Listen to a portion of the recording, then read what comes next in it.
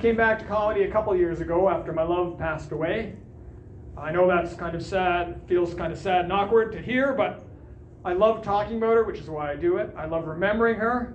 And also, I never know what people are going through, so I hope that by talking about it, people will feel okay and realize they're not alone if they're grieving. On the other hand, if you're going through some stuff, you might want to take the next couple minutes off. I won't judge you. Just assume you hate true love. Actually, maybe I won't. It doesn't feel like the kind of crowd where I can go into this.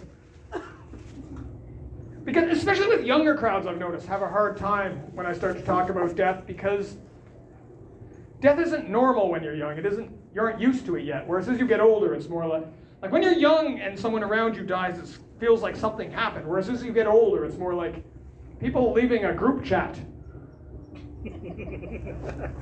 Like, we're all a part of this thing. Notification goes off. It's like, oh, Matthew Perry. Oh, it's like an hour ago. That was an hour ago. Yes. Too soon, I guess. I don't know. Pardon me? Oh, we're talking to each other. You didn't know that Matthew Perry. Yes, he passed away. I don't know any of the details. He drowned. He drowned. Probably Okay. on drugs, I assume. Drowned, probably on drugs. Thanks, Blair. You're really bringing the vibe up. Yeah. This is going great. I thought nothing will bring this down further than talking about my widowerhood, and then we're like, oh, hey, you know your best friend in the whole world? Yeah. He died with his lungs full of water. Well, time for the next act. No. I won't bring Haig up to that. Plus, I've done all this dark material before Sam all weekend, and who was one of the further acts, and he's probably getting really sick of it, so I'll let one of the other comics take himself out of my hole for a while. Oh. I just heard the words that came out of my mouth, and I don't think I like them.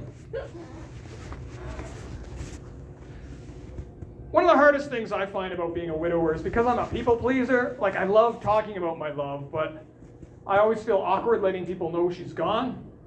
And so I try and skip over that part, but then it just leads to more awkward conversations later because people are like, oh, she sounds like a lovely girl. Where is she tonight? And I'm like, oh, she's staying at her dad's. And grandparents. Several childhood pets. The Edmonton Oilers' playoff hopes. I shouldn't compare that. My love only rolled over and died once. The Oilers have been doing it every year since 1993. Also, my love survived till May, so that's another thing. I don't know. I was very lucky to have been with her. I hope these jokes aren't demeaning to her anyway. I'm really hoping it will be a good set about her because I want to immortalize her in the form of stand-up comedy, an art form for which she was completely indifferent. That's the funniest part. I'm telling these jokes about her and taking all this, and it's like one time I was talking about this, and this woman trying to be helpful was like, "Don't worry, she's still here," and I'm like, "Oh no." She wasn't even here when she was alive. She was... Do your own jokes, Broderick. But that was the nice thing, right? We could have completely different interests, but still held things in common. But I was really lucky to be with her, through the whole process, and I know that sounds strange, but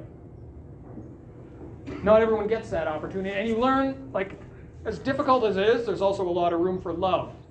And but what I noticed is that love has to take different shapes because it's different from what you used to because things change. And that's something she taught me because a couple of years before she passed, she was on these medications. And these medications that were very difficult for her. So she said for that reason we could, and they were also so toxic that if they got onto me, they could cause problems. So she said, for that reason, it would be bad for us to have sex. Not only would it be bad, it would be wrong. Maybe even a little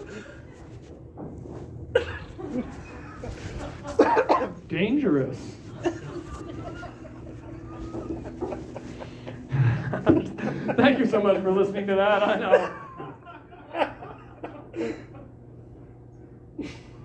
I don't know if I want to go dark. How are you guys doing? I just want to check in. I'm scared one day I'm going to hit someone really raw with this, but I don't know, I just laugh at myself. Like the last words I said to her were, the last word she said was frick, which says something about her. Because even at the end, she couldn't drop that F-bomb. Whereas the last words I said to her were, you're doing great. Isn't that ridiculous? See, they told me that the sound of my voice would comfort her and that I should talk to her the way I normally do. Is that what you want? At the end, our spouse to talk to us the way they normally do? Yeah, the married people are like, oh no. Just, are you going to the store later? We're out of ketchup.